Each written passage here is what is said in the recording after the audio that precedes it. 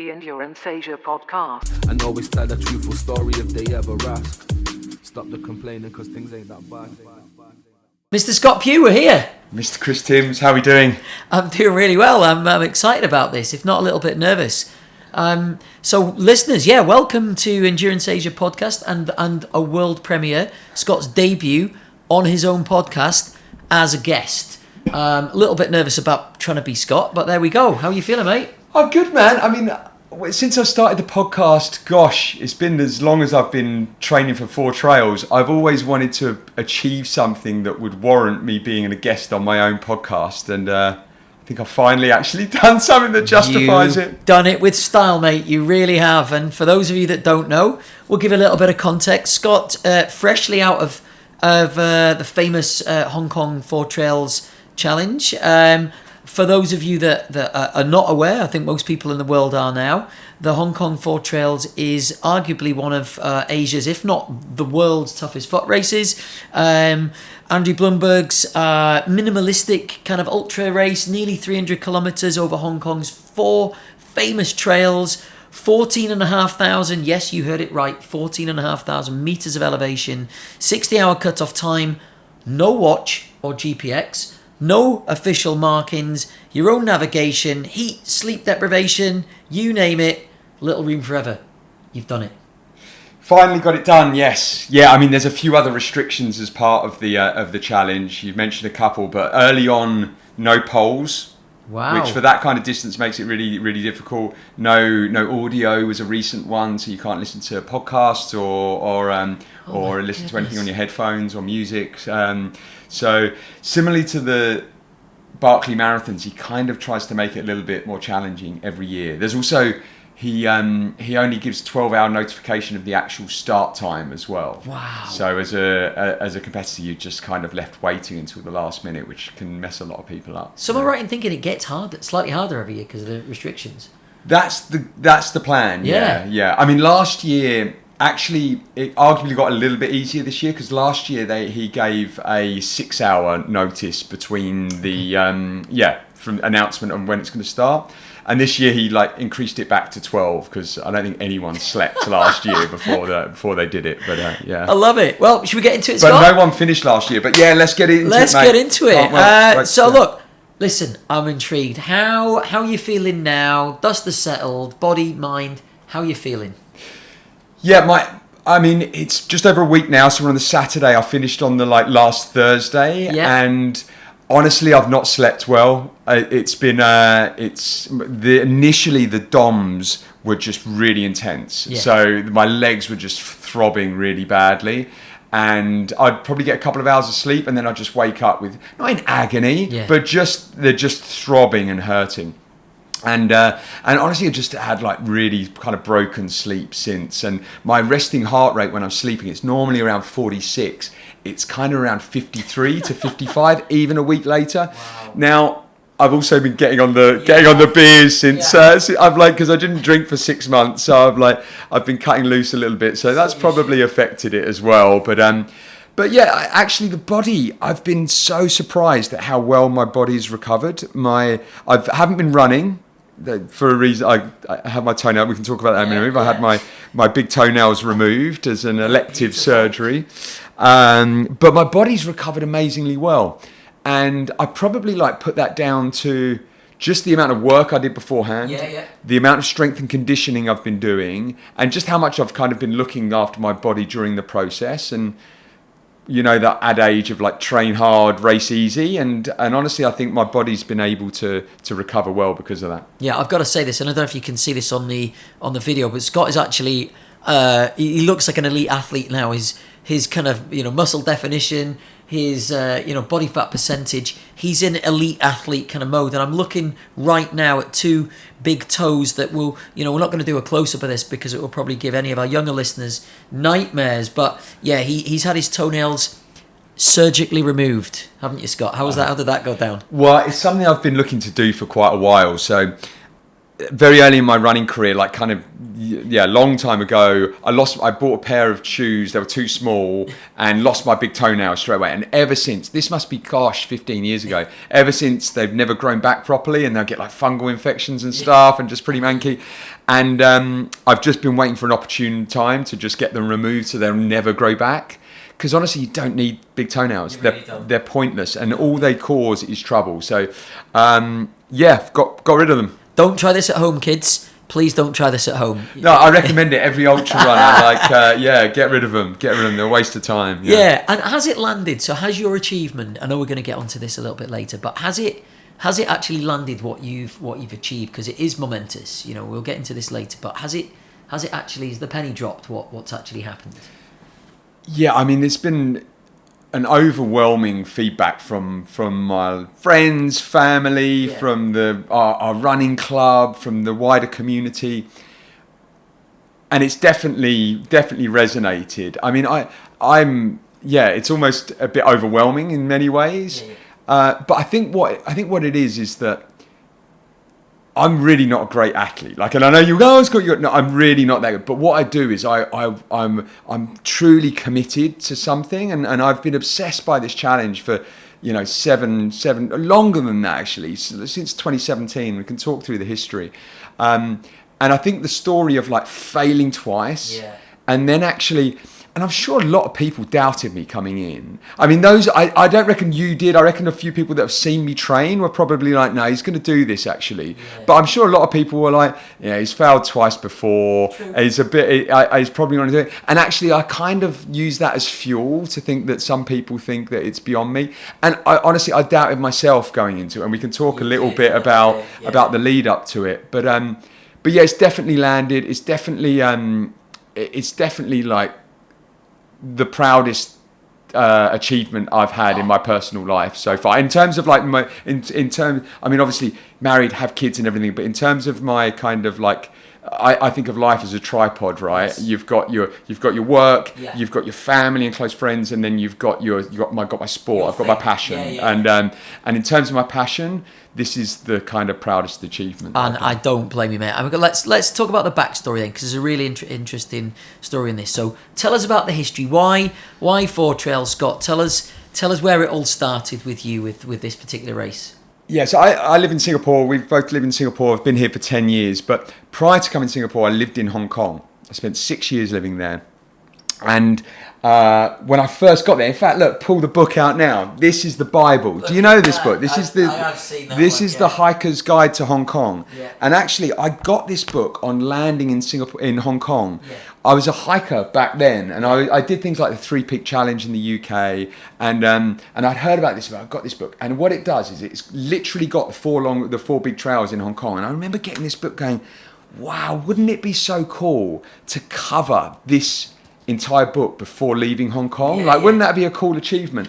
And then I got to this one, the Mackerel Hose, and you'll see here, there's the full map of the Mackerel Hose, and then there's a picture at the very beginning that it shows of a race of like, oh my God, there's an actual hunt. There you go, like, oh my God, there's Oxfam Trail Walker. There's an actual 100k race. Yeah. Maybe I could sign up for that. Yeah. And so back in I arrived in Hong Kong 2009, 2010. Yeah. I got part of the it was Project X. It was called, like a climbing group, and I met a couple of people that wanted to do the Oxfam Trail Walker. Trained for that, and I think I've done it 3 or 4 times now. I think the first time I did it was like 23 and a half hours. I did it in 14 with a canter this time, which goes to show how far I've come. But so that was how I sort of got into it. And then I remember when the year that Luca was born, my eldest son, 2014, I came up with the idea of doing the 4 trails in consecutive months. Okay. So you've got the Oxfam Trail Walker. There's the Rally Wilson, which is a race on the Wilson. You've got the Green Power on Hong Kong Trail, and then I was just going to do Lantau off my own back, because I don't think Lantau 70 had started then, or it certainly wasn't in the same. But I was like, great, I'll do them. And this is before I'd even heard around Andre doing the sort of the consecutive day after day. 2014. And then I realised, as a father of 3 kids, you'll know that doing anything in a year that you've just had a kid born is like pretty ambitious with the sleep deprivation, and I didn't end up doing any of it that year. No. But it was kind of in my mind. And then I kind of learned around Andre doing it on consecutive days. Fast forward a couple of years, I I'd covered much of all of the trails before I left Hong Kong, and it was kind of part of my completion of Hong Kong. But I'd never done them all back to back. But yeah, moved to Singapore in 2015, and I remember in 2016 the 4 trails happened in its current format, consecutive. Tom Robertshaw did it that year. No one finished that year. I think that was the year Jerry did it, actually. Jerry Chua did it. John Ellis did it that year. I think it was like 8 or 10 people that did it. There was crazy people. And like there's a handful, but no one got it in sub 60. No. And I was like, shit, I don't know if that can be done. And the following year, 2017, which was where they actually had the movie Breaking 60 come out. And that year, we had Tom Robertshaw absolutely like blow it out of the park. I remember sitting in my apartment on Chinese New Year, and I was watching it on Facebook and seeing him come to the post box with his 2 pups, and I like got properly emotional. I got like a tear in the eye, and I remember Nick Timworth had like posted about it in the Hong Kong trail running group. I remember like just responding saying this really like pushes the boundaries of what people possible. Can do, because no one thought it could be done, right? No. And I forget what time he did it, but it was like 58 hours or 57. I mean, I'd need to check the data. I need Brandon here to check the data, but I was just blown away. And then from then it was like, I would love to be able to do that. I'd love to be, and at that point, like Tom Robertshaw is a world-class runner. Like he's brilliant and such a great running style, and he's just but I thought at that point, hey, I'm going to come back and give this a go someday. And that kind of like started. That was the bit that like hooked me in, though. Yeah, and did you? So obviously thinking about it and doing it are two. When you did your first one, because you then went and did it, didn't you? Yeah. Were you ready? What happened what happened the first time? Yeah. So at that time, I was. I remember in 2018, I did 2017 that year, I did like an Everesting on the bike, and I did because I'm always into like endurance challenges and doing different stuff. So I did a charity Everesting up and down Mount Faber. Yeah. 20 hours just going up and down Faber, and we raised a good lot of money for UN Refugee Agency, and that was in preparation that year for I did the Hort route, and I had like from Nice to Geneva, it was and then the next year I did 2018 I did another charity event for UN Refugee Agency, and I was training for an adventure race XPD, and so I needed to get some kayaking in, so I kayaked. I came up with this concept with the help of Grant Rawlinson, of I kayaked from the north of Singapore, from Sembawang down to Sentosa, because I was like, I wanted to kayak all around Sentosa, and he's like, mate, you can't do it because you can't get across the causeway. There's lots of bits you can't. And he's like, you can go from north to south, and I was like, oh, that would be cool, okay, but that's a bit shit, really. No, I was like, and then he's like, well, why don't, then you could just like cycle the next part of it. I'm like, yeah, you could do, but that.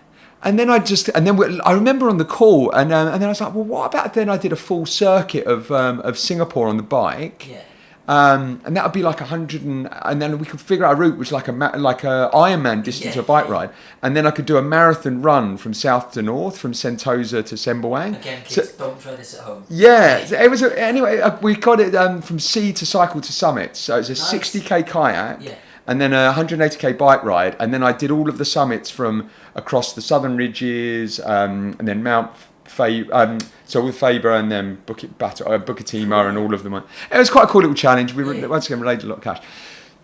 So this is the backstory, because leading up to the 4 trails, and then it was the next year that I was like, okay, I think I'm ready. I think I can take this on now. You can kayak around Singapore. Are you ready for the 4 trails? Well, because I did XBD that year, and it was a 5-day event, and we did really well. 500 kilometers, I did really well. I'm like, maybe I know what a multi-day event looks like now. Yeah.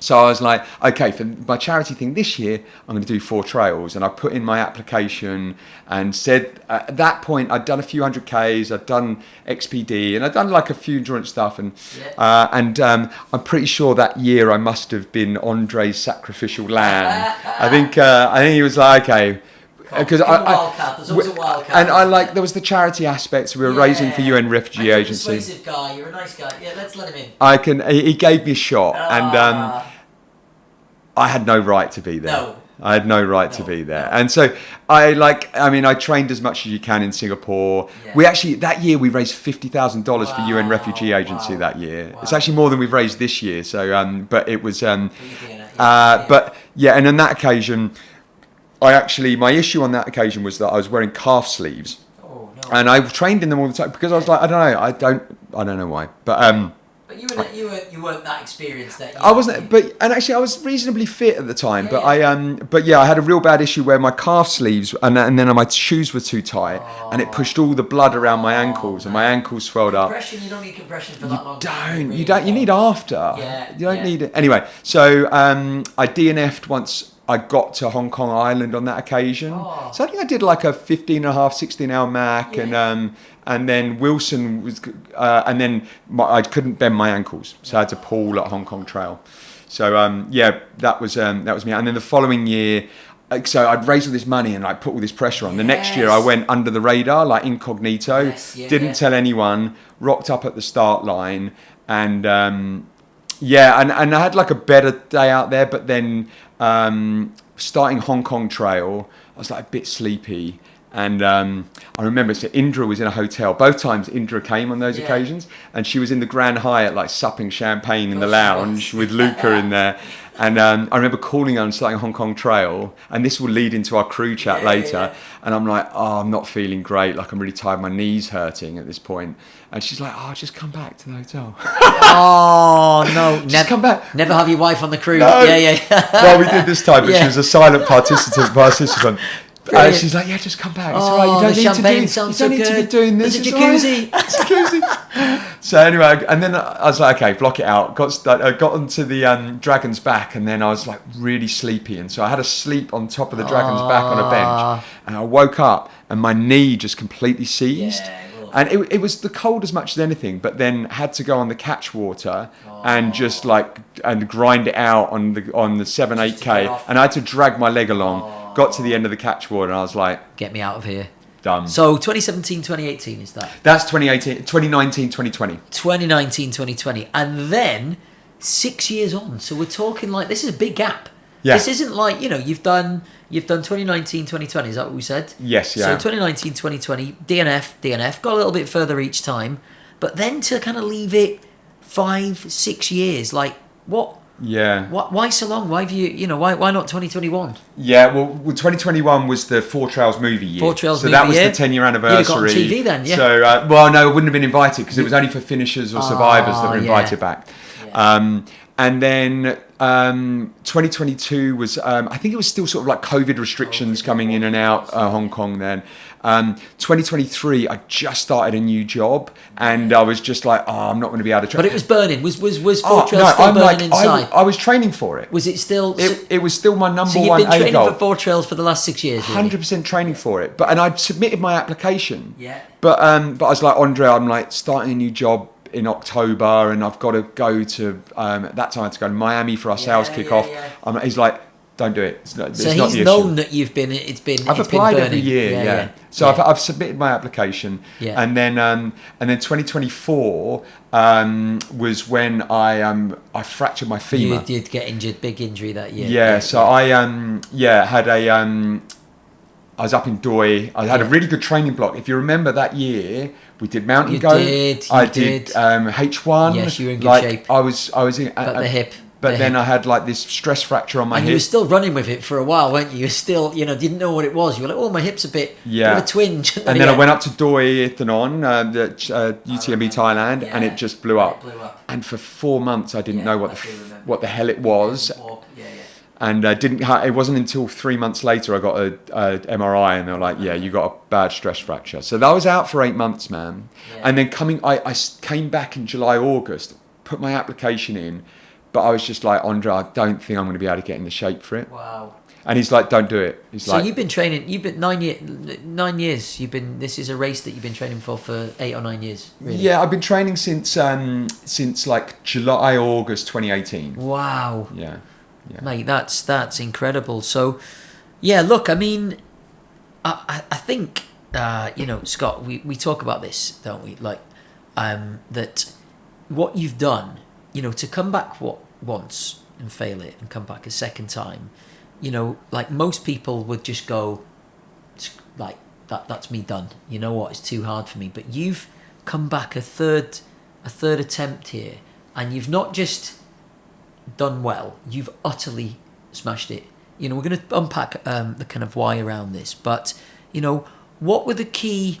Let's talk prep. What was different this time? What did you do this time that you didn't do? The first attempt, second attempt. Look, talk me through the preparation. One of my favourite sayings is "Success is a lousy teacher," and he does say that a lot, by the way. I love those DNFs because we talk about this a lot when we do races, about doing your race report after and you're learning from it and whenever you have a tough race, you're able to have a whole like full on list. But yeah, man, I changed I changed a lot of things. Yeah, I changed a lot of things. Talk us through Well, do you know what? I mean, kudos to you, mate. I forget when we met, but I remember we met in a Starbucks on Marina Bay. It was my first time. You probably won't know because you see people around all the time. But it was the first time I'd known about you for ages on social media, and then I'm bumped into you there. And then we trained for the Mountain Goat together. And that was a bit of the genesis of the Falcons there. And I know that you had the Falcons going with obviously the Dulwich crew. Yeah. But then we started bringing it to Evans Road. And honestly, mate, I can actually put down that to setting foot on track as me transforming as a runner. Yeah, I think that's a fair part. I mean, you were a good runner anyway. Mountain Goat, you beat me by 20 minutes, and I was impressed by you then. But yeah, I think if we're talking about being a runner now, you're a runner. I think that's the difference now. You're a good runner. You're good on the track. You've got a sub 3 hour marathon.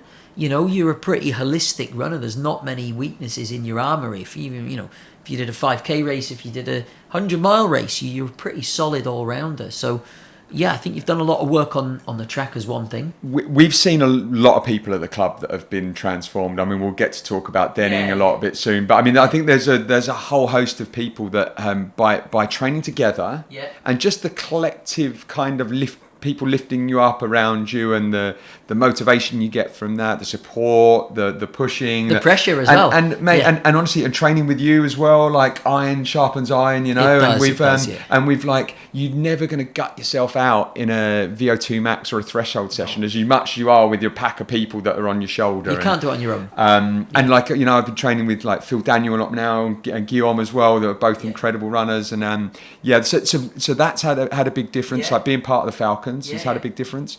I've been much more focused on strength and conditioning. I've been a lot more focused on.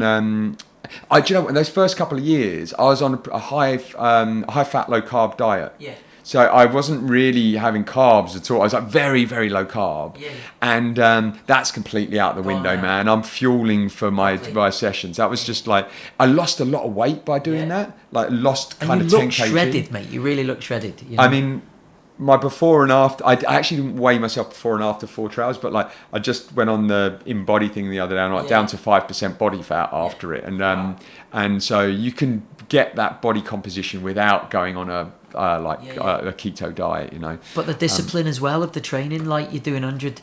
What your average on the build up to this has been, just for the listeners who are thinking, I might fancy this sort of thing. What sort of volume are we talking? What were you building up to? My peak weeks were 190k. Wow. Yeah, with 3,000 to 5,000 meter elevation, which is tough to get in Singapore. I was having to I had to travel a little bit for it as well. Yeah, and we talk about what does your 100k look like, and I could do 100k slow in a week and actually be like, wow, 100k. But Scott, you're doing the full range. You're doing the speed work. You're doing your elevation. You're doing your tempo session. In that volume is the full package, right? Yeah, and that's the other thing is you got the accountability piece of both being a part of the club, but also having a coach. I've worked with Tomo since my 2020. Shout out Tomo. Yeah, since my 2020 effort. Yeah, and he has been he's been instrumental in getting me getting me ready for it, getting me in place for it, and getting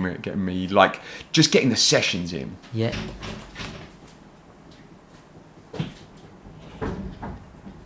So, yeah, I mean, look, we've talked about the training, Rubes. We've talked about the training. Okay, we've talked about the discipline, the focus. In terms of the build up to the race itself, talk me through like your nutrition, what you changed from the previous times, equipment, your crew, things like that.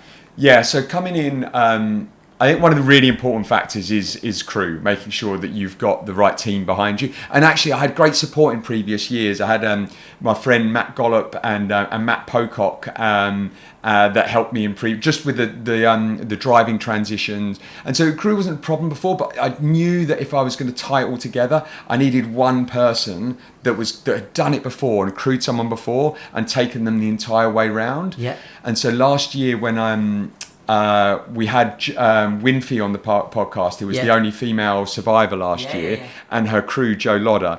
And I'd known about Joe when we had Aurora on the podcast, because he had crewed her on Lantau, and she talked about him, and I was like, I saw Joe on that video of Aurora. I wonder where I recognised him from. And I was like, he knows what he's doing. And then speaking to him when he crewed Winfrey, I was like, he's got it nailed. Yeah. And so, I mean, I'm lucky that I've got a good network around Four Trails. There's a lot of people I could go and ask, and it was, you've got the Will Haywoods of this world that would have been a top choice as well. But yeah, I connected with Joe last year. I'm like, hey, can you give me and mate, it was like a brilliant guy. shot. Yeah, Wow. Yeah. So like having like a really strong crew, and then just. There's a lot of things I've learned from you, Chris, around preparing yourself for races, like because you're kind of my second coach as well, right? Yeah. So we've worked together on a few races because, Tom has been my ongoing coach, but we go on and off for 6 months and 6 months out. It's like it's a 6 month block leading up to Four Trails, but other than that, I kind of work with you and just the preparation of like mapping out the course and following the course and obsessive stuff. Going into the detail. And then I wasn't so obsessed around like times because I just thought, hey, I'm going to get out there and see how I feel. Like we had guidelines of roughly where we wanted to be, but it wasn't entirely particular. And then we kind of like the fueling and nutrition, we worked out sort of what we wanted throughout and it was mainly fueled by tailwind. And then I had like some of my adventure racing gear. I didn't nail the nutrition, to be honest, and we can talk a bit about that. But like we had the main staple was congee that Joe and Novi, his wife, was knocking up for me, and that was the. And you must have had that before. You'd had that. I'd done it in races before. Yeah. So I knew I liked it, and it worked out perfectly. Yeah. I mean, I will say this, Scott, that you're planning it like. We say this, don't we? That actually, I think it was Kipchoge, that the race is just the finish line. Actually, the preparation is the event itself. But the amount of prep, the amount of planning, the amount of intricacies, the going over like what goes into something like this must be massive. Planning the transport, what time the ferry leaves, all of that stuff. How did that all? How did you do all that? Yeah.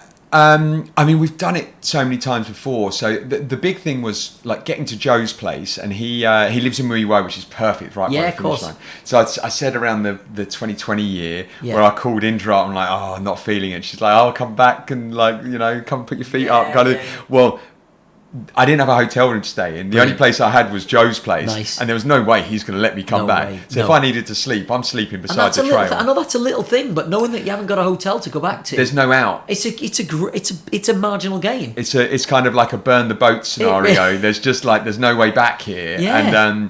And so that was a big factor in it. And in fact, we can talk actually a little bit about that before. I don't if you remember like the day before, because similarly to the first year I did it, I was fundraising for this one. So I like promoted the fact that I was doing it. You did. And that in itself just compounds the pressure. It does. Because people just know. Everyone knows. You were at the screening of Four Trails in Singapore. We're in a cinema full of 300 people. You are Four Trails. You are Mr. Four Trails. I interviewed Abby and Jerry on stage and got up in front of everyone saying, I've got a spot. You are next Mr. year. Four Trails. Yeah. So I put it out there, right? And so the challenge with that is that there's no way back. No. You know, you've like people know you're going to be there, They do. and you're it's but it is. And Joe talks about as well, like the burn the boats. It's like actually you're out there now. You've out got there. to see it through. Yeah. And the pressure works for some people, doesn't it? It's heavy. Yeah. You know. It was definitely hard, and like I remember messaging you just before, like I'm nervous. You mate. had a wobble, and, didn't and you? I didn't have a wobble, but I was just like I was feeling it in the guts. Yeah. You know, like, I was feeling it in the. I was getting a bit antsy, and you just called me straight away, mate. Mate, it's good service. Picked up the phone straight away, and just said everything that I needed to hear. You know, you've done the training. You know what's coming here. You've done everything you can to prepare, and like be comfortable in the knowing that there's nothing more you could do. There's no stone unturned, and so it's exactly what I needed to hear. But mate, that wasn't empty. That that was genuine. That was like, Scott, there is no one who I know who has put that much. You were in immaculate shape. You're between jobs. You were training like a professional athlete. You looked like a professional athlete. You were doing everything right. And we'll unpack this a little bit more later. But you uncovered.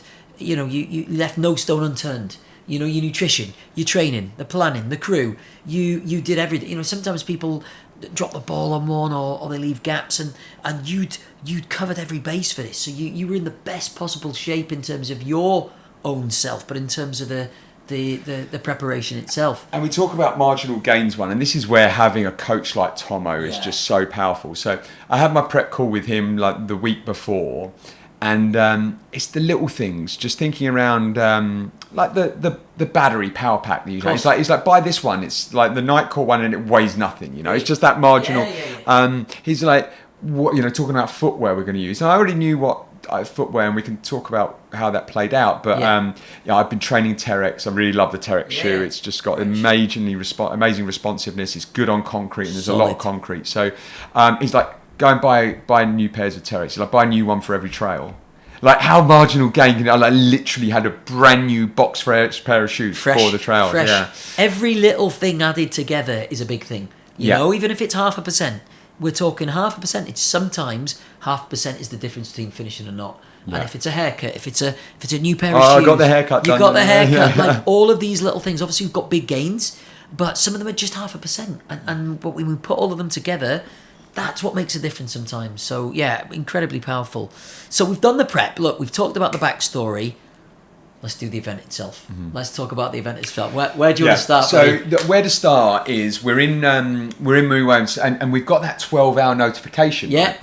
And so the start time could be any time from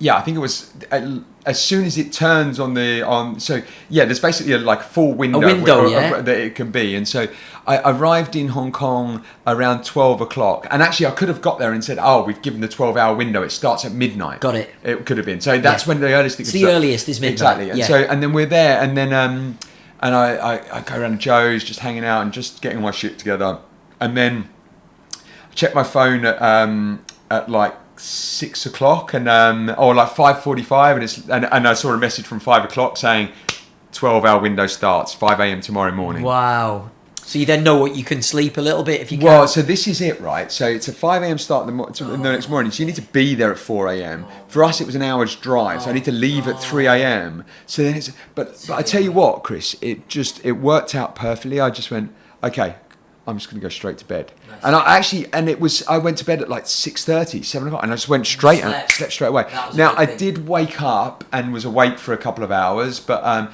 basically I got like 6 hours sleep. That is massive. Yeah, huge. And a lot of people couldn't sleep that night, and then they're up at 2 a.m. I'd be excited. I'd be so excited. So I mean, I think that also goes into the amount of prep I've done. I'm like, I've done this. You're ready. There's no more to do. You were settled. Nice. Yeah. So you got your sleep. You got 6 sleep, hours, and then we went out. Like got out to Tuen Mun at like 4:15, 4:30, and you have to take the picture and get your tracker and everything, and it's like a reunion as well. You got like people that have. Is that the first time you meet all the other runners? Yes, yeah. So I got to meet Julian at the start there, and just and see some of the alumni. I was catching up with Elliot and then Chris Kwan and just all of the. I'm so connected with these are all my heroes that have done it before, and a lot of them were like crewing. You had KK, the Japanese dude KK that was supporting Prashat, the Thai guy, and so you got seeing all the crew. But I was chill, man. You felt okay. You felt quietly confident. Yeah. I was like, we've done everything we need to get here, and so it was cool.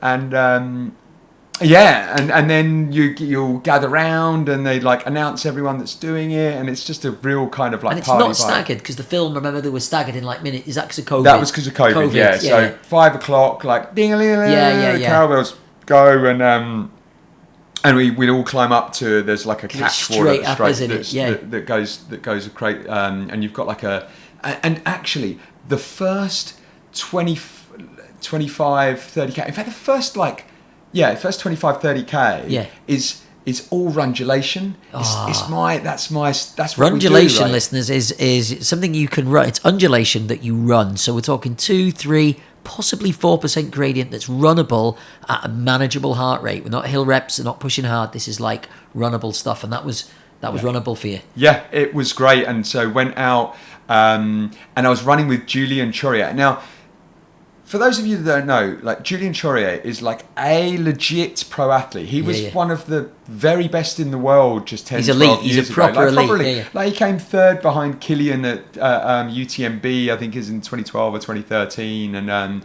he's and he's now Hoka. He worked for Hoka for many years. Was a sponsored athlete there. He now works for UTMB, managing all of the athlete relationships. Wow! So he works with Killian, and he flew over just for this, didn't he? Yeah, just for this. Yeah. Wow! So he's raced in Hong Kong quite a bit before, but he's done some really great stuff. Like he's won Diagonal de Fou a couple of times. Yeah, I saw his UTMB and he's got he's the highest. He's an elite athlete. So. What sport in the world do you get to go and play on the pitch with the best in the world? Toe to toe. You were toe to toe with Julian. And did you know, so I'm curious, when you were kind of like leading, because you were, for a large part of the race, you were ahead or at least running with him. Were you aware of his global stature? Oh yeah, we were chatting. And I'd done a little bit of research on him beforehand, but it wasn't until I was running along with him and we were just chatting about some of the races he's done. I was like blown away. So we were running along with this Indian guy Rao, who I'd raced with at Lam Dong in Vietnam before. And so for the first for like the first 30k into Route Twist, I was just running I was loving it, mate. And it was proper zone 2. And now no watch. No watch. So I wasn't able to check my heart rate, but actually that was just so relieving or releasing or just because no stress. It meant that you just had to focus on how do I feel? Wow. Not what was my watch saying I'm feeling. How do I really feel? Yeah. And I remember Tomo saying to me beforehand, nose breathe. In and out of your nose, because you're guaranteed you're in zone 2 if you've nose breathing. Yeah, he's right. He's a good point.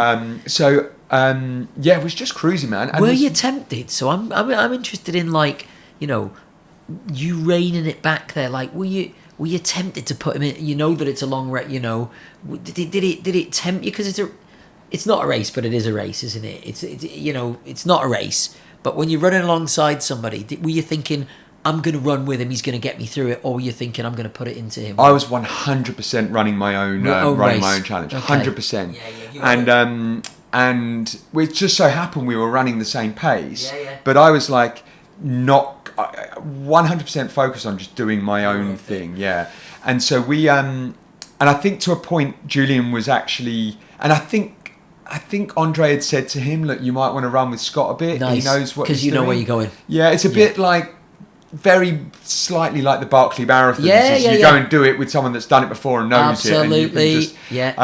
So I was just running my own at my own pace, and so we get into the first kind of like checkpoint or the Route Twist, And him and Raoul just run straight through, and I'd planned my water effectively, so I'd drunk 1.5 litres and was putting my tailwind to do for the next 3 hours, and that would get me to Shatin Pass, and so which is the halfway mark. So and I just let them go and was just like, see ya, and then didn't really catch up to them, and then you go up over Tomo Shan, which is the highest point in the whole of Hong Kong, and mate, it was all beautiful running around the whole thing. And the weather was perfect. It was just very cloudy. Enjoying it. You were enjoying it. You're loving it. Just loving it. Good. And this is actually one thing that I learned from Richard Kimber, who I had on the podcast when he did it in 2022, was just be grateful to be out there.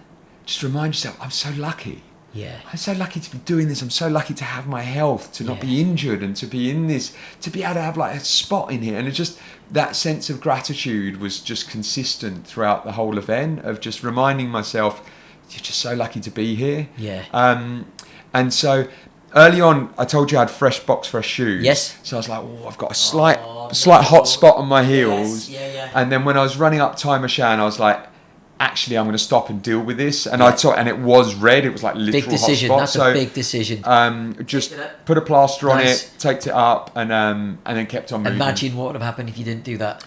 Well, I mean, it could have. If you don't catch these things early, they cost you a lot of time later on. So sensible. Got that done, and then carried on all the way to.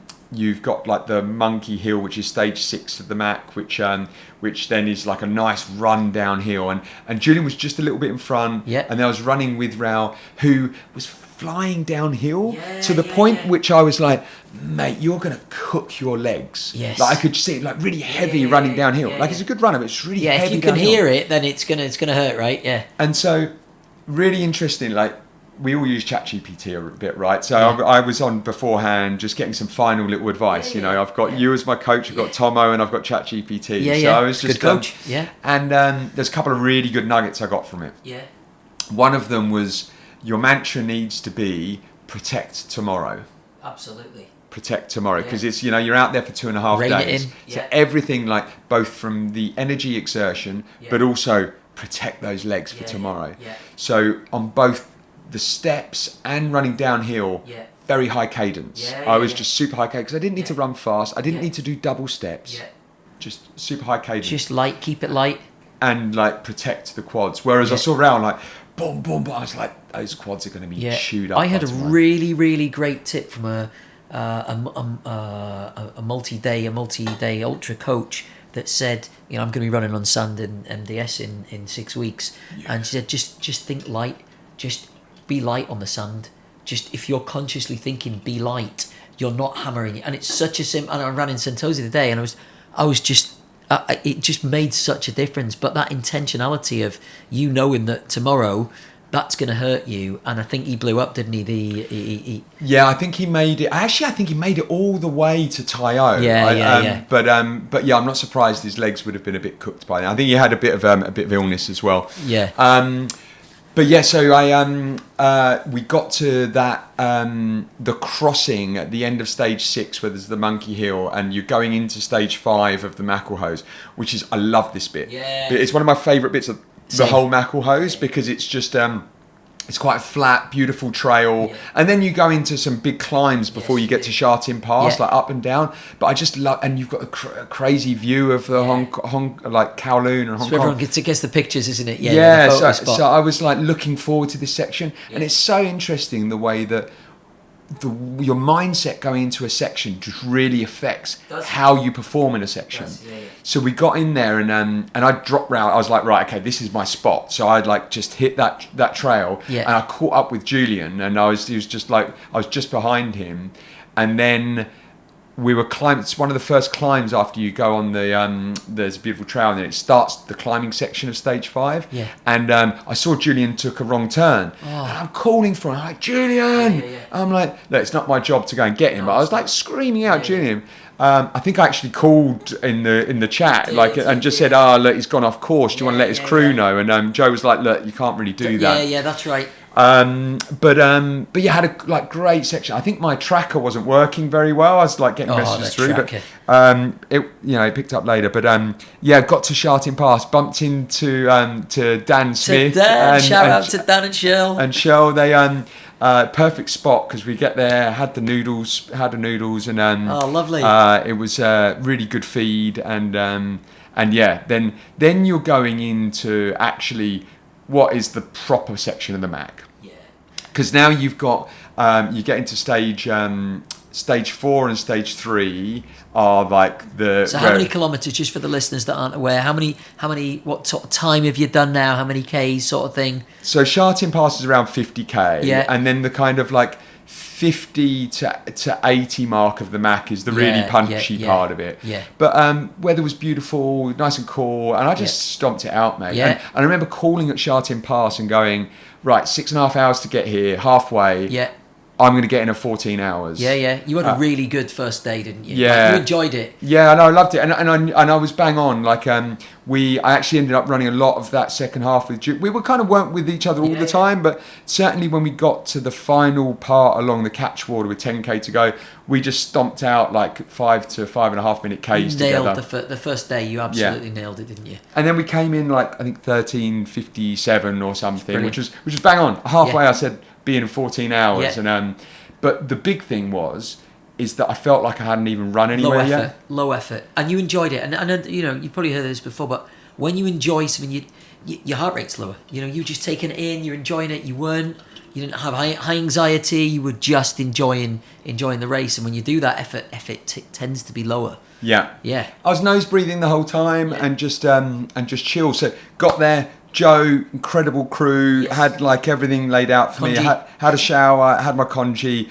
jumped in the van, half hour, 45 minute drive. It was about 45 minutes. So I probably spent 10-15 minutes getting my stuff together beforehand. I saw like Solomon there, and I think Solomon's like, they're being quite slow, both me and Julian. Yeah. But I mean, he's just like a kind of like Swiss militant, whereas, it was just like making sure that I did everything correctly. And I had like an hour and a half stop in total, I think. I ate some more congee when I got to this, but I didn't sleep. I couldn't. Had the blow up compression things on, which worked really well, and then actually then Julian and I, he went out just before me on the Wilson. I remember. But then I caught right up to him. Yeah. And then we ran like all the way out to Patsin Leng together. And then he's just really fast going down hills. Yeah. Whereas I'm not a technical runner. No. Yeah. And he's just like, I'm just like, go ahead. Yeah. So then, but you're going into the first night at this stage. So this would have been around. So I started around 8:30. And then you're sort of going into the first night of the Wilson. Yeah. And I will say at this stage, listeners, that it's well tracked. Actually, the tracking, the dots. You can track runners if providing the trackers working the entire way. And you can go back and look at it now. Actually, you can go and play it. We might it's pretty fun to watch. Put it at the end of the podcast. But I think Scott didn't have a lot of sleep. I also didn't have a lot of sleep that 60 hours, 58 hours, because we were all watching him every single step of the way. You were getting up in the middle of the night, to go to the toilet, and you'd be like, "Well, how's Scott getting on?" You about an hour later, you're still on your phone checking him. So it's a good spectator sport from that degree. It is. Yeah. People get in because you just kind of live vicariously through the dot. Yeah. You just think, I wonder how they're feeling now. I wonder what it's like down on the course. I wonder what the conditions are like. And I don't know. It's there's something quite magical around the sort of bird's eye view of just seeing people just see it just move along. And it's magical. And so look, I'm curious, Scott. You've done day one. When did it really? Yeah, it's all lovely. Day one, beautiful. When did it really start to get tough? When did you start to think?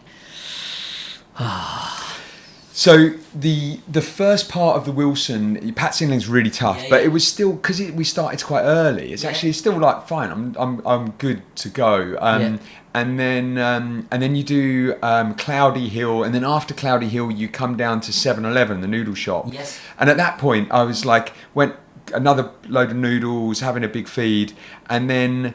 Like Julian had gone ahead, and then all of a sudden he turns up. I'm like, "What are you doing here?" And so he'd got lost again, like he'd done on the Mac, and then he was quick in and straight out the 7-Eleven. Well, I was catching up with, I forget his exact name, but his nickname's Big Head Man, who finished in 2021, and we ran it together in 2020 or 2019. I think we did it together. Yeah. Anyway, so he was there, like, and I was just chatting with him while I was eating my noodles. Yeah. And I felt really good and going out, and then you go into what is in theory like an easy section, but it's actually like you go through some woods, and then you've got the big catchment, but it's going into that witching hour in the middle of the night. Oh, mate. And in fact, actually, I want to play like a message that we. So one of the things about the crew we had set up was that there was Joe obviously was on the course with me in the trenches with me. Yeah. Tomo was supporting Andre, so he was around the course but supporting the event. Yes. So he was out there, out and about. Yeah. And then I had you in the WhatsApp group with the three of them, and then Indra was in there as well. Yeah. What a group! It was quite, what a team. And it was basically I had everything else silenced on my WhatsApp, or wasn't really checking anything else, but this group. So I was like, hey, like this is what I need when I get into the checkpoint. Yeah. And so this would have been sent at like around 3 or 4 a.m. I think on the time on Lantau, and so I'm just going to play this message. I think it was 2:30 a.m. actually. Yeah. Which that's kind of like things are going to start getting hard. I was feeling okay at this point, but let me just play this voice note from you, Chris. Hey Scott, listen to this one when you need a pick me up, mate. But you're coming up to the 20-hour mark now. Look, there are races that define us that we tell our kids about when we're older, and ones they will tell their kids about, etc., etc. This is really one of them for you, buddy. You are writing a story right now that people will talk about for years to come.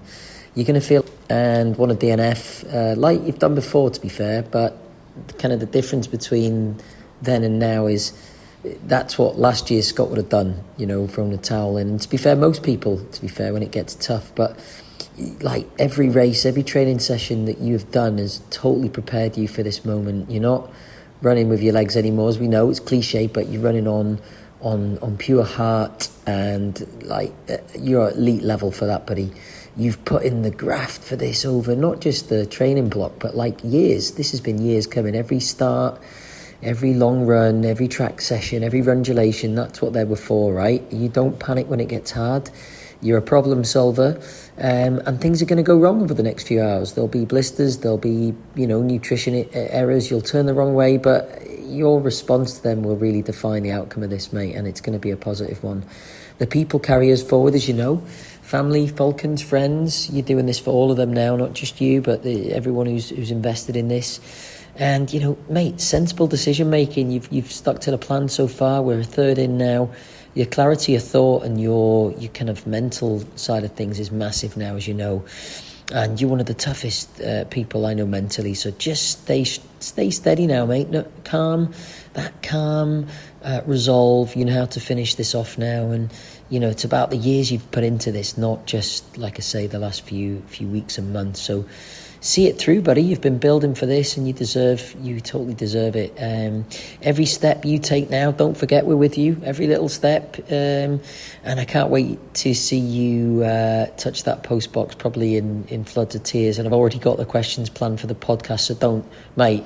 You got to keep going, okay? Oh, and bloody hell, make sure you got some Falcons gear on at the finish line. I think I saw you put your t-shirt on, but you better be wearing some Falcons stuff. Right, over and out. Take it easy, buddy. Good luck. What a great speech! It was a great speech, I can't even remember that. And like that is the kind of message you need when you know it's getting tough. And actually, I was feeling okay at that point, but it was pretty tough. And just that kind of reinforcement adds an extra spring to the step. It really does. In fact, actually, and just to add to that, like let's just have a little listen to because Tomo sent one around a similar time. These two messages like kind of saw me through for the next kind of like 10 hours basically. So let's listen to what Tomo had to say at a similar time in the middle of the first night.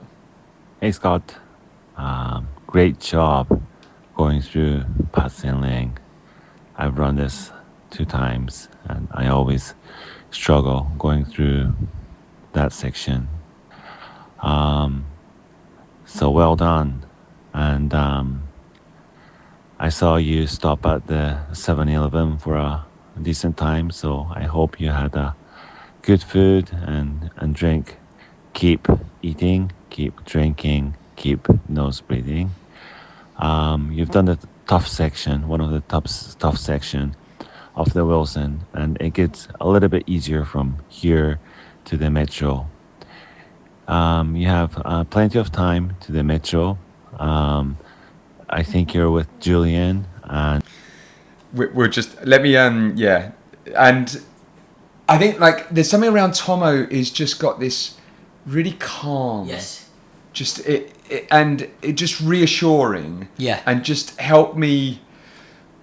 He says exactly what you need, like him saying you've done the hard bit, now it's slightly easier. That calculated, he's really calculated in what he says. I'm a bit of a waffler, you know, I mean, whoa, but like the balance, and I think it's probably good to say here, listeners, that Scott plans his team. So he's a leader. He's a successful, he's really successful in his career. He's a leader, and kind of Steve Jobs, talked about surround your table with people that see things differently. Surround your table with people that see things differently to you do, the way that you do. And I think you've intentionally planned your crew with different skill sets. You've got a motivator. I'm sort of there as a Mr. Motivator. Tomo's there with kind of course knowledge and high level expertise. Joe's there in the trenches on the front line. Indra's there to sort of just chip in when you plan that. You were calculated in how you planned that team, weren't you? Yeah. I mean, it's all about the team you build around you. It's 100% the foundation of anyone's success. And honestly, like I was doing it as much for you guys as I was for myself. I knew I had a responsibility to you all to get myself to that finish line. I had a responsibility to Tomo as my coach, for someone that's been coaching me for this challenge for 7 years, of like, for him to say that he's done his job properly. And Indra and the kids, the amount of hours that you've spent out of the house doing it. Exactly. The amount of every Saturday I'm out for 6 hours. You better finish the job off. Exactly, or otherwise you're going to have to train for it again. I'll be training for something else, no doubt. But so that basically got me through the Wilson during that final night, and it's a tough trail. I mean, people say that it breaks a lot of people, the Wilson, but I got to the MTR. Was moving pretty well all the way through. There's some really tough technical sections in there, which are, in fact, once again, I was like, I heard someone come from behind. I thought, is that Locke or something? And it was like Julian had got lost again. And he was like, no, I think he must have done another 10 or 15k of like. He deserves it in his elite. Exactly. He can handle it. But yeah, and then just some of the really technical stuff around the second half, the second half of the Wilson was ill. But got to Hong Kong Island. Yes. And I remember this. It's notoriously one of the hardest sections of the entire course, because you get there, you climb up to Parkview, and then you go over the Twins, which is a 10k, which you couldn't really get much more elevation in 10k. Now, what I didn't play of Tomo's message there is that he consistently says the 4 trails starts when you start the Hong Kong Trail. You are just walking to the start line. You need to get yourself to that start line in the best way. Such a good mantra. So you can't smash yourself before that. When you get to the Hong Kong Trail, that is where the challenge starts. And to think you're 180k into, or you're like more than a miler into it, and that's when the start line is. But it's a really good mindset, and it goes back to my mantra of protect tomorrow. And he's segmenting like we do at Ultra, right? You're not running a miler. You run in 20k to the next checkpoint. He's segmenting. What he's done quite cleverly there. He's broken the race down for you into segments. He's saying, this bit is going to be your warm-up, this bit's going to be your main section, and the final bit, you just got to power through that. So he's made it, he's simplified, like great teachers, make the complex simple, don't they? And that's what he's done in that, because it lands better. 100%. Yeah. And so getting to Hong Kong Island, got Macca's going through the MTR, and then the climb out was just moving really nicely, and just climbed out. I went straight through at Parkview and straight onto the Twins, and I've done that. We used to train on that with my trail walker crew. We used to at least one night a week, and we'd go out to Parkview and we'd run the Twins over. And so I'd done it so many times, and and did it in like a really fast time. I was just flew Was it through night? it. Was it at night? No. It was just just middle of the day. Middle of the day. Yeah. And then like smashed it. I got to the end of the Wilson kind of like 15 minutes before I'd planned to, from when I'd start 15-20 minutes early. And it's beautiful scenery. Like, it's beautiful. You know, take a moment to appreciate the beauty of Hong Kong. It was scenery. quite hot though, Yeah, and I did see that. but there was a nice breeze coming up the main A few swing. pics here. Is that? That was on Hong Kong Island. Yeah. I recognise that. But this was on the Hong Kong Trail part. But Yeah. met Joe at the end, had a little shower up, drove to Sheko. So this was a point of like, I'd done Terex on the Macklehose, Adios Terex, a brand new pair of Terex on the Wilson, and then I got onto the Hong Kong Trail, and my shoe choice was the Prodigio, the Les Sportivos, and Bit more cushion. Now the reason for that is that the Hong Kong Trail, a lot of it's runnable, but there's lots of tree roots and rocks. And so, as you know, the Terex are not the most stable of shoes, right? Not. And so I was really worried about rolling my ankle, so I thought, it'd be good to have a more stable shoe. So showered up, like got out from Sheko, and then I'm running up the road to the start of the Hong Kong Trail to climb out, and I feel on my tibialis major tendon, I'm like, I can feel that rubbing on the shoe. I'm like, and I immediately thought, mate, I should turn around and get the Terex. But once you're on the trail, you can't get support. You can't. So I was just like, okay, I got 50k of this. Yeah. I'm just going to have to It's grind the it danger out. of changing shoes, isn't it? Even the slightest difference in drop, can affect things massively. So I had to, and I didn't let any of you know on the WhatsApp group because there's nothing you could have done about it. No. There was no. I was like, I've just got to run on this, gotta grind it and out. I could feel it the whole way, and so you climb over Dragon's Back, and then you get down onto the catchwater, which is actually where I had DNF'd last year. Man. So actually, I'm just going to play a note. So you go over the Dragon's Back, and it was really busy because it was Chinese New Year, and there was middle of the day, so touristy, and it was just people everywhere. It's a bit annoying, but managed to get down onto the catchwater. And here's a note for me, like getting to this point. Okay, I've just finished the catchwater and past the point that I DNF'd back in 2020. I've officially run the furthest I've ever run in my life now, 195, 196k. Oh, that catchwater was brutal. I did run pretty much the whole thing, but that did my legs in. Okay. Do you know what I love about that? You're just talking to yourself. Yeah, and it's just like these kind of messages that I was getting from Joe all the way through, and from you all the. That's fantastic, Scott. Great job. It's all you're smashing it. Keep going at this rate. You're sub 60. Well done, Joe. Nobby's making more congee for you. It's just like, get on with it, Scott. So I mean, but that was a really momentous point, right? Because this is you've broken the back of it now. Yes. And I got to that point where I DNF'd, and I got to that point and I felt good. Yeah. I actually was feeling tired, and I got to that point, and then there's a big climb up to Mount Butler, and I was just like, I just felt sluggish and felt slow. And you're going to, right? It's nearly 300 kilometres. Well, I mean, so I get up to Mount Butler, and actually where it crosses over with the Wilson, and I'm just going to play this video actually. So we get up there, and the video's queuing now, and we have Tomo. Scott!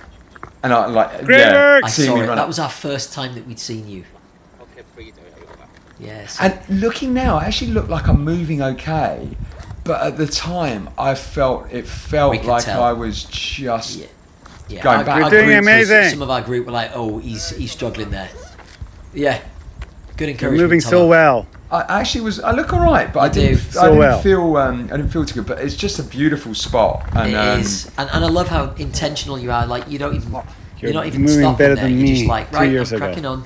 You had purpose. It's just pure purpose there. Yeah, you hear me say I feel slow. Yeah. You're not. Yeah. But you're moving forward. But I tell you what's amazing is seeing Tomo out on the course. Oh man, well I was surprised you didn't stop him hugging. I watched that back and I was like, mate, I was like, where was the? You know, you're 5 seconds for a hug. Well, it's a really good point that I'll add to, and Scott, you're moving great. Take care of yourself. you've got to love Tomo-san. Yeah. So this is, yeah, you're starting to feel Amazing. Yeah, how are you feeling now? So, I mean, it was great to see Tomo, but Let's it's go, interesting because there's so many Scott! people out over Chinese New Year, and they know that this is going on, and they're like, "Oh, you must be Scott," and you get it a lot throughout the challenge.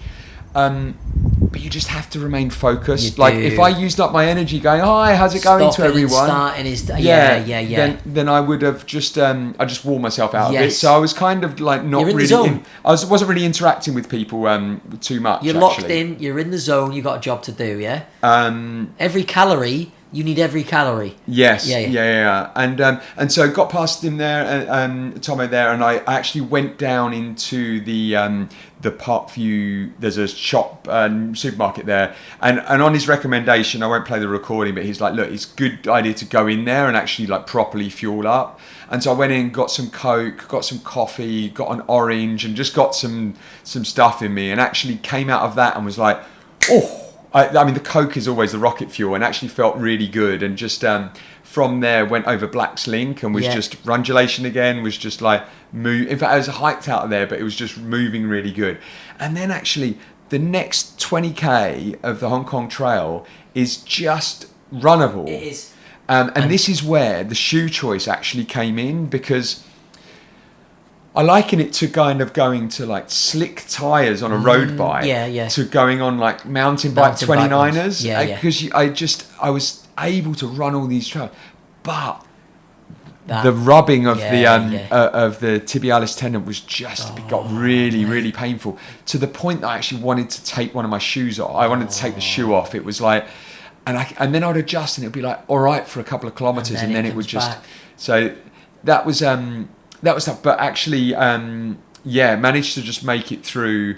But then we started having chats around like what ferry to get, and there was kind of like that was a stressful moment, wasn't it? It was a little bit, because I was, and you could hear in my voice, it was like, there is no hope in hell I'm making the 740, like no chance. So listeners, so this is Scott. Scott's obviously been running for a long time now, and you need to get on a ferry. And if you miss the ferry, what time was the last ferry? Well, this is the thing actually, because it was an early start. We were fine. Okay. There was like I could get on, but there was loads of ferries. So historically, you would need to either get on 11:30, or there was a 3 a.m. That's if you right. missed that, it wasn't until 6:30. That's right.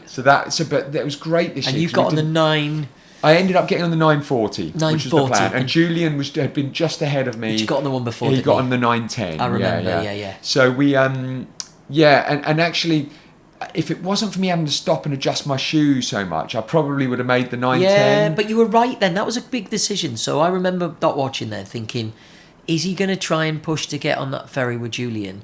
And I think you had a really disciplined moment in that, because this is where it can all go wrong. You twist an ankle, you know your injury, you go over, you push a bit too hard.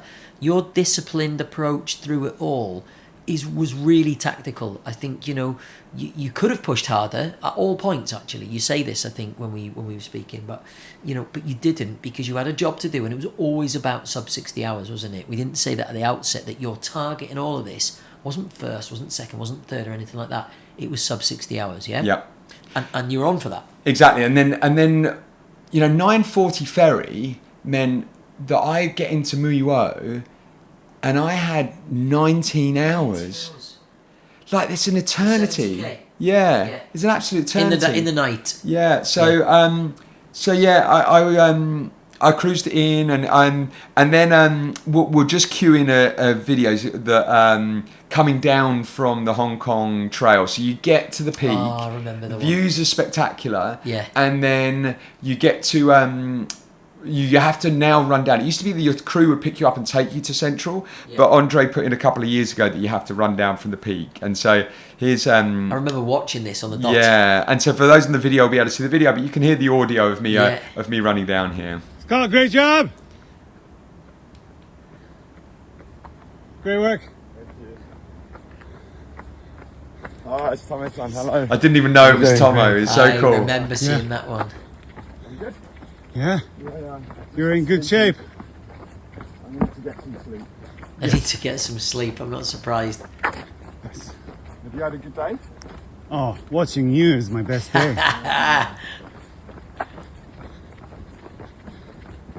People find it funny that I was enjoy the asking him how fireworks? his day was. No, yeah. Get to see them. It's just like, Did you hear them? I heard them. Yeah. Okay, that's good. And for those on the audio, I'm like actually moving okay, You were okay considering then. I'm running With steep purpose. downhill. With purpose. You were moving with purpose to That's get on the the shortest boat. trail. You had a checkpoint. You know, you had somewhere to get to, right? And it was back down to the Protect Tomorrow. Yeah. I hadn't been running hard down hills any No. other way, so I was able just to keep moving here at a high cadence. It's all about Just- Lantau. It's all about getting to Lantau with enough time to get it done. Yeah. But it was it was so incredible seeing Tomo at that point, and he followed me all the way down to the Yeah, ferry you're looking pier. Was better. obviously he wasn't supporting me; he was keeping his distance and stuff, but just videoing me coming You're down. amazing, Scott. And I'm so proud of you. met Joe at the bottom. Was able to have like a shower in the toilet Yeah, or wash yeah, up in nice. the toilet. Get on the boat. The three S's and Yeah. then jumped on the ferry over with the compression on. You got to sleep on the ferry, did you? Didn't sleep on the ferry, but I just was able to lay down. Yeah. I ate a load of congee, and it's only a half an hour ferry ride. But I knew I was getting into Muiwo, and we had a shop open for us, so I could just go and lie down on the blow up bed there, and I got an hour. An hour? Yeah. But it was the weirdest sleep I've ever had in my Yeah, I life. bet. It felt like I just slept for a minute. Yeah, yeah. And he was like, no, you've been snoring for an hour. Wow.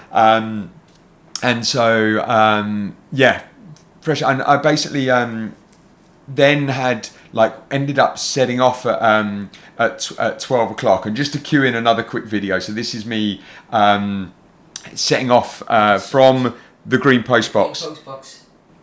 Ready? Why not go and put on a watch? I was trying to click on my watch, but obviously. Yeah, yeah. Good luck, buddy. I think I shared that. Looking really Shared that good. one. So starting at midnight 12. again, Yeah. this was. So you've got 18 hours. You've got 17 hours from that point. From this point. Yeah. Remember plenty of just to time. keep it 70K. steady, keep it even. Uh, Keep doing and what so, you've been doing. At this point, I'm just thinking, okay, I don't feel like I've done it yet. No. You know, I know I've got 17 hours, but I know there's still a long way to go. A lot could go wrong. There's a lot can go wrong. And so I know that I've just got to just keep moving. Steady.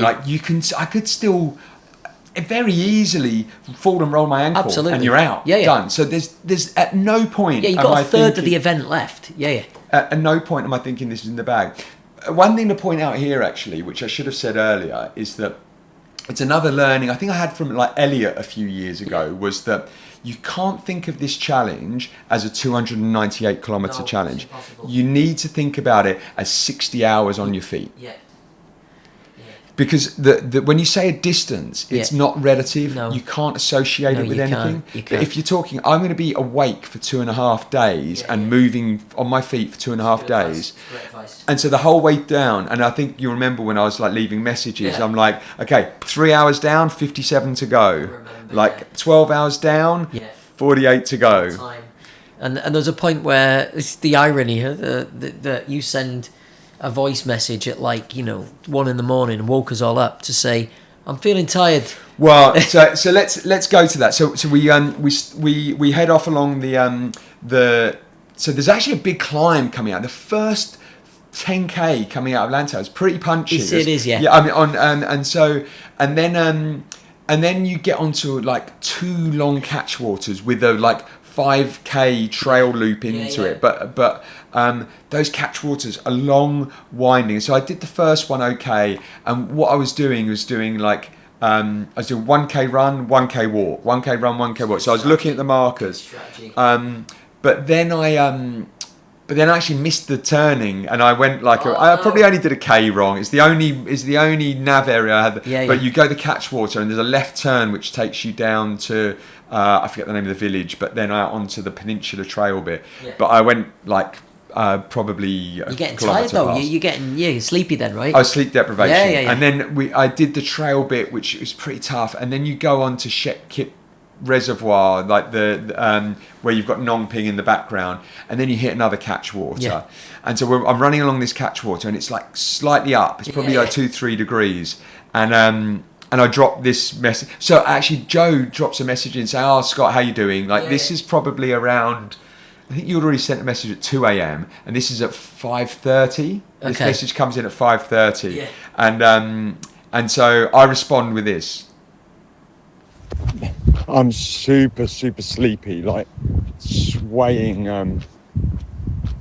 Just really sleepy. It's just that before dawn bit.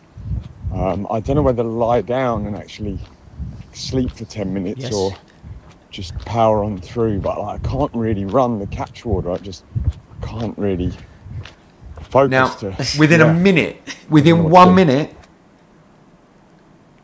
Mate, sleep. 5-minute power nap. Makes you feel like 2 hours better. Sun's coming up soon. Kip, sit down, get a comfortable spot, sleep. You've seen it on the films. I've done it before. Backyard, 5-minute kip. Ned, what would Ned say? Ned would say, get a little power nap, mate. See how you feel. There's no bad that's going to come from you having a little power nap, okay? See how you feel. Mate, and again, you. If a 5-minute nap gives you a bit of oomph for an hour, mate, that's good running economy. Last one. Mate, you've got 12 hours now. You look about halfway, actually. You're moving well. You've got about 12 hours now till the cut-off, right? You're going to do it. You're going to do it. You're definitely going to do it, buddy, okay? Positionally, and you probably know this because you've got the tracker, you've got a couple of guys who've got a bit of a second wind. I think the Chinese, I think there's a Japanese guy, 18-1 maybe. They're not far behind, so this is one of them now. Do you want top 3, or you're not bothered? Because if you're not bothered, get a little nap. You're going to see them at some point probably, but yeah, I'd get a nap, mate. So great advice, Chris. So immediately, and to think that you were like up in the middle of the night, responded straight away. But I heeded your advice. I put on my wind cheater, put my bag down, put my head on my bag, and within seconds, was out. Yeah. And I set an alarm for 10 minutes. Good idea. And then, boom, alarm went off straight up. Yeah. And I was a bit cold when I woke up, but I absolutely, I said it was 3-degree run, smashed it at run duration the next 5K. And you feel like you've had a proper kip. Yeah, it did. You feel like you've had a full night kip. Night. Because usually when you sleep, you have had a full night's sleep. So your brain's going, oh, great, I've had a kip. Yeah. And it's not until, half an hour later that you go, I definitely had a, so it's brilliant. Well, and then the next 2 hours, and then it started to get light, and then I was able to run into, I was running towards Tayo, and I actually started getting really sleepy again a couple of hours later, so around 7:30. And so just as I got into Tayo, I was like, actually, I've got to have another nap. I did the same thing again. And actually on that occasion, just on a bench, and then woke up with 1 minute before my alarm was about to go off. And your body's already getting used to it. Your body's already going, I know what I'm doing here. Yeah. But at that point, I knew that Gum Gum and Locke were catching up. I think at that point, Gum Gum I went to the toilet and stuff, and I think Gum Gum might have overtaken me at that point. Yeah, they were flying. They had a really strong Lantau. I remember watching the dots. Yeah, but I'd love to play this message from Tomo again. There's just listen to the sort of calm, collected advice. So this is starting at Tayo, which is you're going into the final straight, but it is if you were to map out the hardest 25k route in Hong Kong anywhere, it could well be this. And this is at the end of a 298 kilometer challenge. So let's just hear what Tomo has to say as I'm going into that. Hey Scott, well done to Tayo. Here comes the climb, and now I know you've kind of detoured the course a little bit. Maybe you're trying to find somewhere to get some food. If so, and you got it, that's good. If not, just keep going, man. You said that you had some problem with your stomach. Of course you did. You've been moving for 15 hours, 11 minutes. Brilliant. But you need to eat something. And the technique that I use when I have stomach problem is I get something like a sugary stuff like candy. I know you don't want to eat it, but get some like candy or chocolate or anything sweet, gel.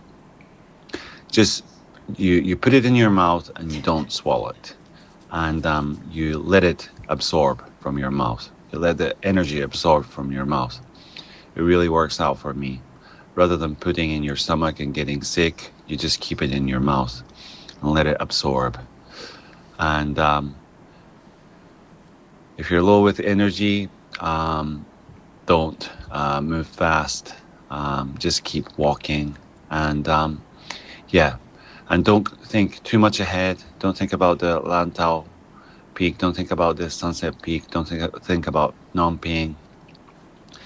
Just think about the road that you're going to be walking in a few hours. Just keep moving on that small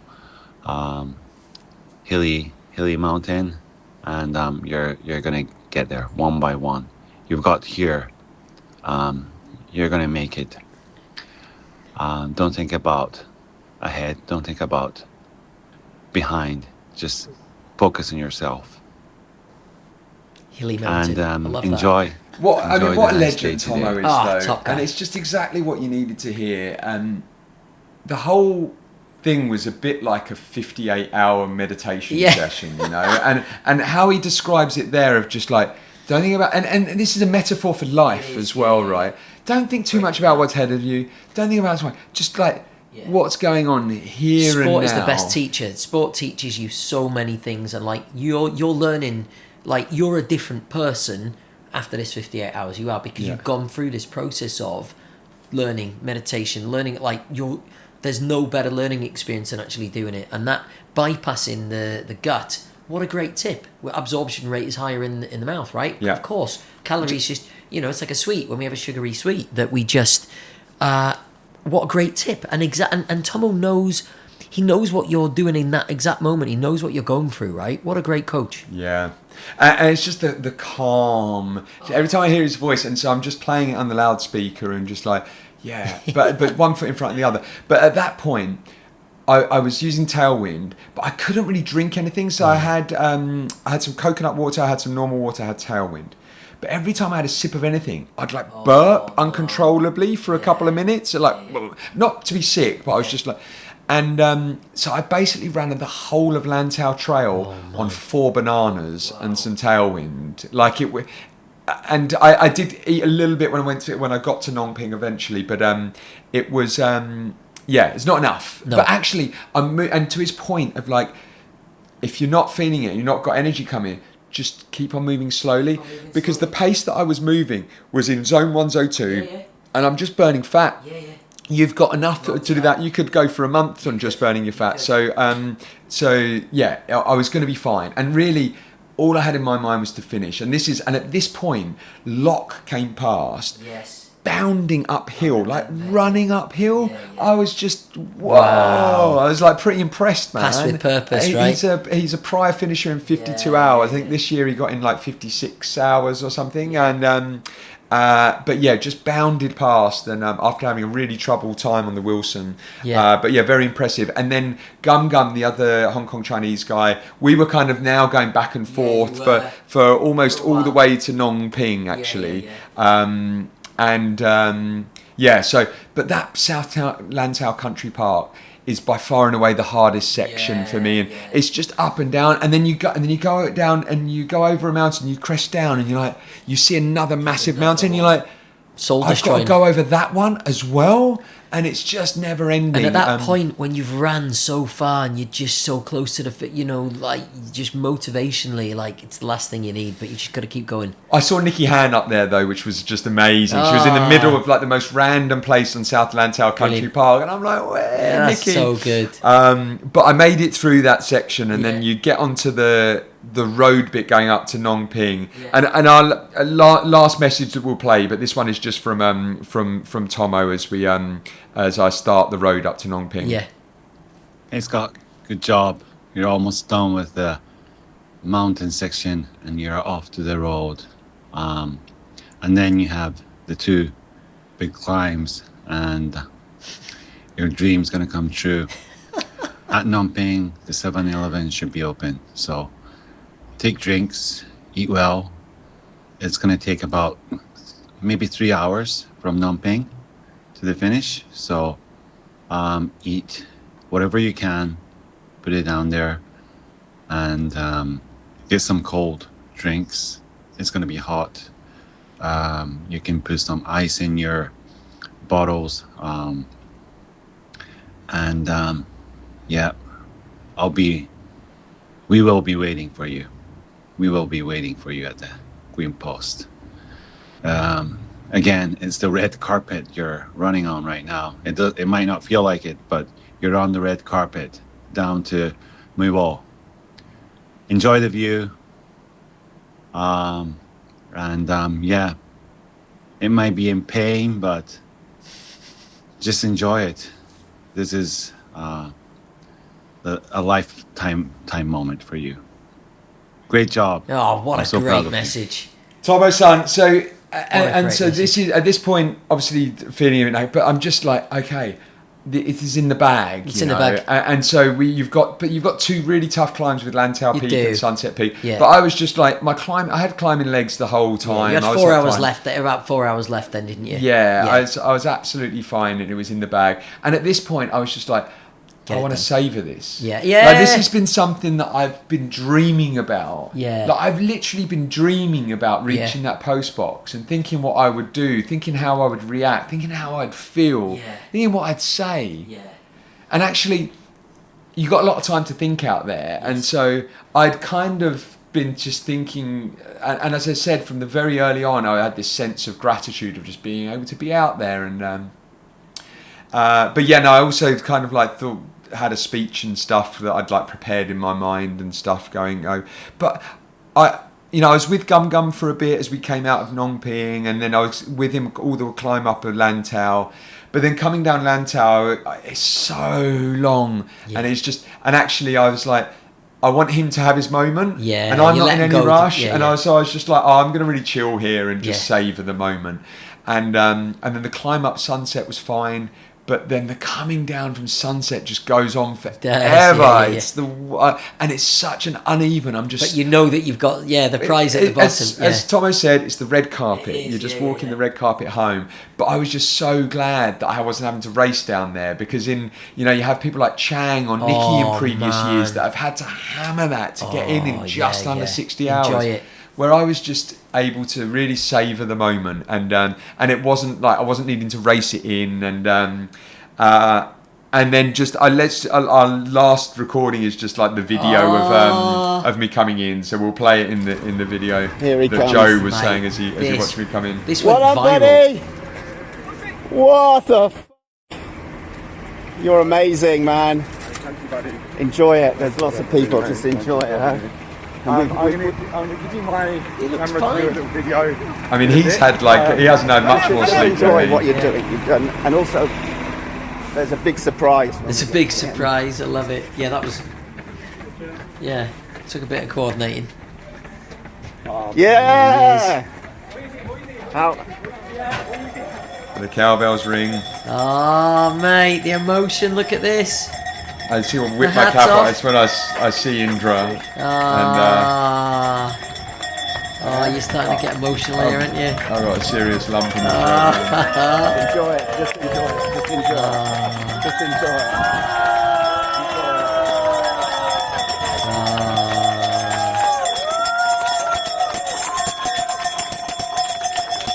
Come on. Get a move The on. first thing I'm asking there, like, where are the kids? Where are the kids? Look out for the kids. Our friends are looking after them. But, Look at that spring in your stride now.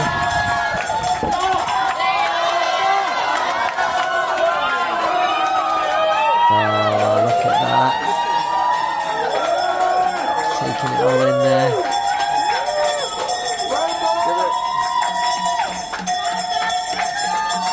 Who'd have thought a green post box could bring so much joy to so many people?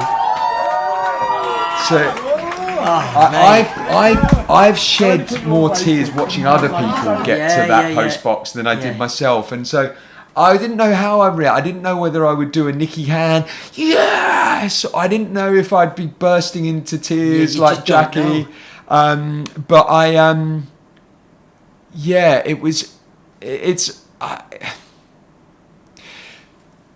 I don't really know how to describe the feeling. There's one of my favourite mixed martial artists is a guy called Israel Adesanya, and a few years ago he won this incredible fight against Pereira, who's like this absolute monster, and it was the most amazing finish.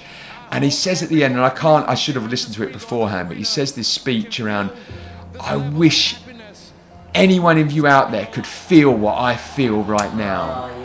I wish that you were able to know what this feels like right now, and that was my like championship fight. You know, that was my like. I wish for anyone to be obsessed about something as much as I have been, and then to achieve what they've been assessed and get it done. Like it's a pretty magical feeling. Yeah. I mean, I think. You know, the finish line, Tomo talked about it being a finish line moment, but like, you know, the race doesn't change you, but who you've become, like, that's permanent. Who you've become from the training, the failures, the DNFs. You know, the race was just the mandatory kind of just getting it done, but the hours that you've spent, the early get-ups, the being away from the kids, the running to work and all of those things, mate, that's what's changed you as a person, isn't it? You're now a different person. 2 weeks ago, you've changed. You've become a different person. How have you become a different, but like, how have you changed, Scott? I'm curious, like, how is that as a person now? Let's rewind the clock, before your first 4 trails to now. How has it defined you as a person, this whole process, not just the race itself, but everything? I mean, I've said to Andre quite a few times, and I think this is why he does this. This is why he puts it on every year. Yeah. But this is like transformed me as a human. Yeah. Like it's just in every single shape and facet of my life, everything I've had to kind of put in towards to getting this done, the discipline that is required, the focus, and all of that has fed into my career as well. Yeah. Everything that I've been doing, like focusing on around doing, I've been able to parlay that discipline, that dedication, that passion into my career as well, because I'm just as passionate about my career as I am about as a dad running. and as a husband, Yeah. And so it kind of like the tripod, right? It all reinforces each other. Yeah. But it is it's almost like I've kind of like shed a whole new skin and become like a whole new person. It really has and that's what like having big, hairy, audacious goals does to people, though. Yeah. Whether you achieve it or not, it just makes you grow. It pushes you to far beyond what you're capable of doing. And there's more growth, as you've shown, in the failure than like you say, success is a lousy teacher, And I say this to my kids when they win a second, got a silver medal, like, that's better than gold. It's better than gold because you don't learn from winning a gold medal. You learn from, you learn to be hungry from winning a silver medal, and that's what's happened to you, that you've gone on this journey where you've realised that, and we talk about this a lot, about redefining what is possible. Like Backyard Ultra is a great example of that. People run more yards every single year. World records are broken. This is 7-8 years ago, you'd have gone, oh my goodness, no one could have run 4 trails in 60 hours.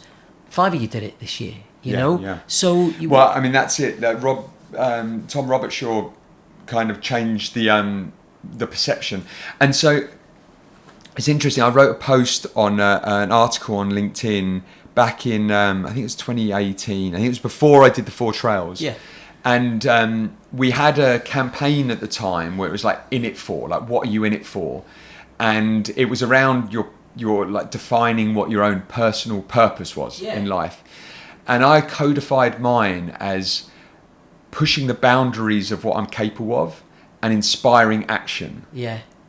So pushing the boundaries of what I believed I could achieve, both in professional and personal life, and then inspire action in others. I mean, this has done that beautifully, right? Well, I think that this has been a culmination of that. I mean, I mean, we've heard, the amount of overwhelming feedback I've had from people who saying like, this has made me want to do this, or they do that. Whatever the challenge. Or so a random example was like Kino in our running club, and she's a personal trainer. Yeah. She's like, she did a 3.5 minute hang, Yeah. and she won it against all the guys, and she was like, what would Scott do? Yeah, yeah. And Brilliant. Tommy, who we had on the podcast Yeah. last, he was doing his session, and he was like, I was gonna like ditch out doing the last repeat. I remember he sent the session through, and I was like, What would Scott do? And so like that for me, that's gold. Like It that's because that's what I'm in it for. why you do it, like right? it's not necessarily what I'm achieving, but if I'm able to inspire others to be able to do stuff, like Love it. that's what gives me the kicks, man. Yeah, we're defined by the impact that we have on others, not by what we do for ourselves. And